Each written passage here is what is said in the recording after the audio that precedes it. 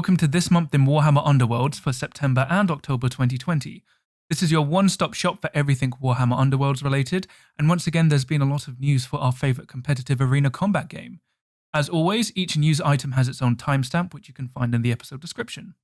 After a long absence due to a complicated issue relating to my computer dying, basically, and needing to be repaired, I've returned, and I'm full of Warhammer Underworlds content. To make up for the lost time, this episode will cover both September and October, which is 2 months worth of news. Without further ado, let's get on with the show. September saw the release for the Arena Mortis game mode expansion for Warhammer Underworlds, designed as a casual multiplayer game mode from 3 to 6 players. This product contains a brand new double-sided game board, as well as 20 new universal gambits and 20 new universal upgrade cards. On top of these, Arena Mortis also packs additional cards and card tokens for Arena Mortis games exclusively. Notably, this expansion includes 2 updated faction cards for the Sepulchral Guard, an updated Warden fighter card, and an updated Restless Dead faction gambit. These updated faction cards include new wording containing the new raise mechanic introduced in Arena Mortis. When a fighter in Arena Mortis is returned from out of action onto the battlefield, they gain a raise counter. 9 of these new universal cards are tied to raise counters. As raise counters don't exist outside of Arena Mortis, this means only the Sepulchral Guard can use these new universal cards in normal games of Warhammer Underworlds. While this looks like a balance move for the health of the game, as some of these new universal cards would be borderline broken with Spikeclaw's Swarm and the Grimwatch, it is a bit annoying for players who don't play Sepulchral Guard regularly. Despite all of this, Arena Mortis is alright. I think it's fun, but it quickly loses its charm over time. I've done a full in-depth review on my blog, which you can find in the episode description if you're interested, as well as my board review article covering an in-depth look at the 2 new boards introduced into Arena Mortis. One of the other major pieces of news for September was that I announced my Underworlds UK Masters tournament for 2020. This is my own privately ran tournament, which is set like other Masters tournaments for games such as Magic the Gathering, Age of Sigmar, Snooker, Golf, and so on. By that I mean it's invite only for the most successful and talented competitive UK players for Warhammer Underworlds. These players range from Grand Clash winners to store tournament monsters. Not to be confused with the cancelled Nova Warhammer Underworlds Masters, the Underworlds UK's Masters 2020 will be hosted and streamed via me, with the players battling against each other via webcam. Originally I'd planned for this event to be a physical fixture, but then COVID happened. As the tournament is also run by myself and not supported by official organised play, I'm using an updated Forsaken and Restricted list for the event. This is partly because Warhammer Underworlds at the moment is in dire need of a Forsaken and Restricted list update, and is rather boring and unbalanced to watch and play in. Interestingly, the reaction on certain social media pages, namely Facebook, was interesting to say the least. Some people reacted negatively, which is to be expected. But to receive threats of legal action was another thing, especially from random people online. It got so bad that Games Workshop even gave me a shout out on their official Twitch stream in support of my online tournament and the work I'm doing. And then all the complaints disappeared. Anyway, the majority of feedback I received was very positive. It's something I've been planning for a few years now, and I plan to continue doing it yearly, based on how this first tournament goes. Hopefully I can host the Underworlds UK Masters in a physical venue with the 16 players as originally planned next year, but that depends on whether it's safe to do so.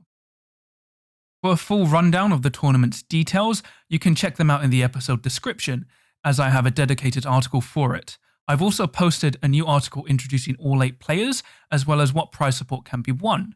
Some of the trophies available for winning include the Grand Champion winner and Best Painted.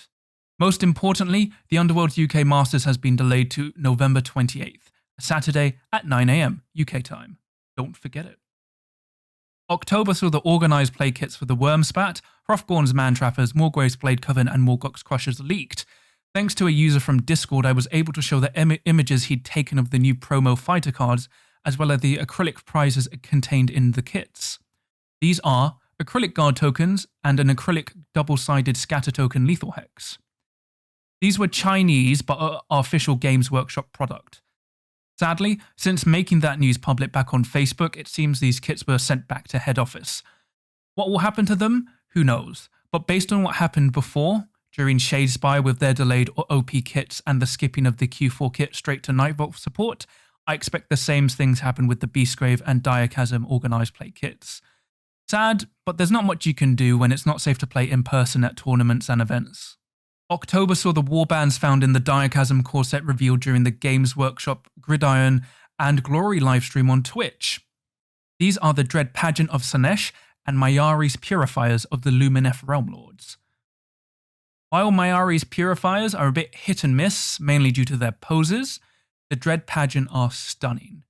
They look even better in person. Games Workshop's new Slaanesh miniatures are truly amazing work. Both teams are 4-fighter warbands, and we got a few glimpses of new rules due to cards shown during the stream, namely that Mayari Lightcaller inspires when rolling only successes during attack, defense, or casting. The Warhammer Community article mentions that the Dread Pageant inspire based off of wound counters on fighters, which is thematic and an interesting twist. It also reveals 2 new rules, Primacy and Hunger. You'll have to wait till December to find out what those are, but they're clearly based off the increasing effects of the Beastgrave.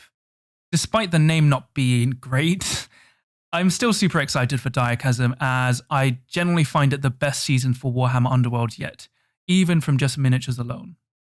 As always, you can find the Warcom article in the episode description, and I'll be covering the Direchasm core set and all its secrets in my product review in December, so remember the date. In October, we saw the occurrence of 2 Games Workshop prize-supported tournaments, which I'll be covering in the tournament section.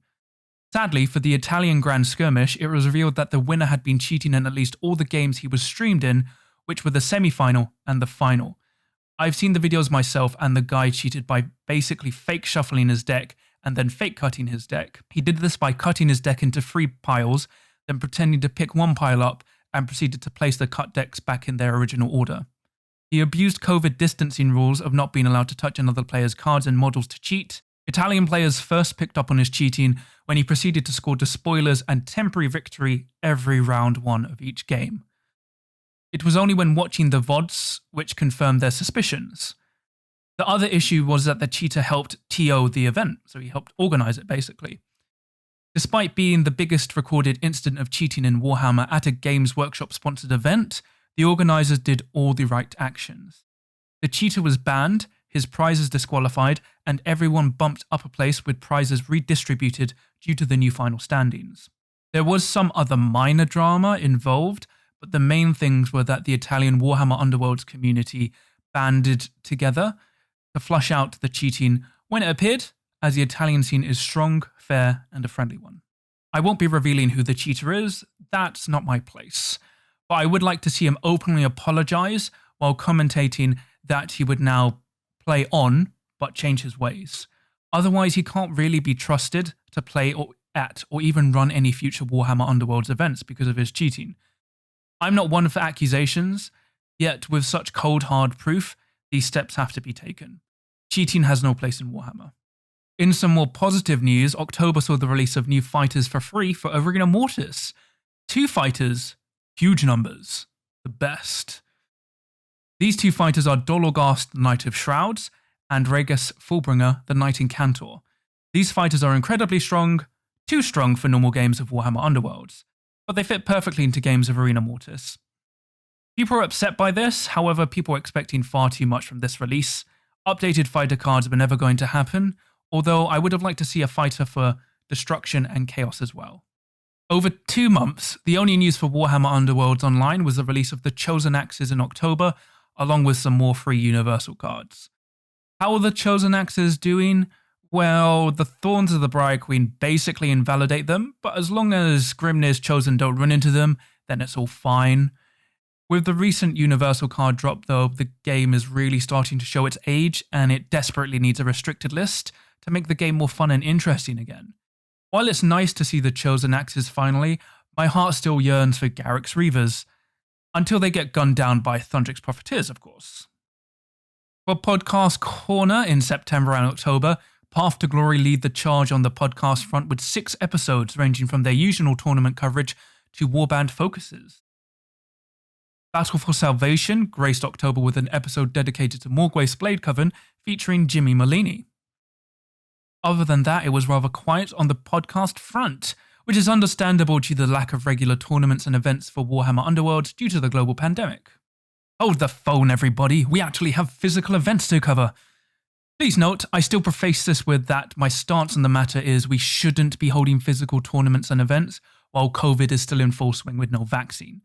That's my professional and personal stance. Canada is remarkably safe and responsible in terms of their safety management, as well as Italy. Far better than the UK and America. They all carried out the event safely, distanced, and with full PPE. Both events ran smoothly, and it was nice to see some big Warhammer Underworlds action, which will probably be the last we'll see for a long time. Vassal saw another Vassal clash that was decently populated, as they always are. The straight out of Shadespire webcam tournaments continued too, both showing more ways to play Warhammer Underworlds without having to physically play next to someone and remaining safe. For my summary of content for September and October 2020, there was nothing. I had no PC. This matter is now resolved though, clearly. All that I posted was for my Underworlds UK Masters 2020. Remember that the new date is Saturday the 28th of November at 9 AM, live on my Twitch channel at twitch.tv/CanYouRollACrit. Outside of that, I'll just be catching up with my podcast content, so you'll see faster than normal release dates for audio content while I catch up with my old release schedule. I'll try to fit in some more Beastgrave content before December, but my focus is on the Underworlds UK Masters 2020 and then my Direchasm content. As stated earlier, I'll be covering the ins and outs of the Season 4 with my usual in-depth product reviews. So prepare as we dig deeper into the Beastgrave. Once again, we've had 2 packed months of Warhammer Underworlds, Arena Mortis, Direchasm reveals, cheating, tournaments, and the Chosen Axes. All we have to wait for now is the 3 November drop as per the Warhammer Underworlds roadmap, and then it's all waiting till December for Direchasm. Before I go, please feel free to check my affiliate link to Element Games in the episode description. Any purchases you make after clicking through the link help support myself and the channel to bring high quality content, along with being at no additional cost to you, while also granting you a 15 to 25% discount on all things Warhammer Underworlds related and hobby related. So until we get to enjoy our last few moments with Nightvolt, don't forget to keep asking, can you roll a crit?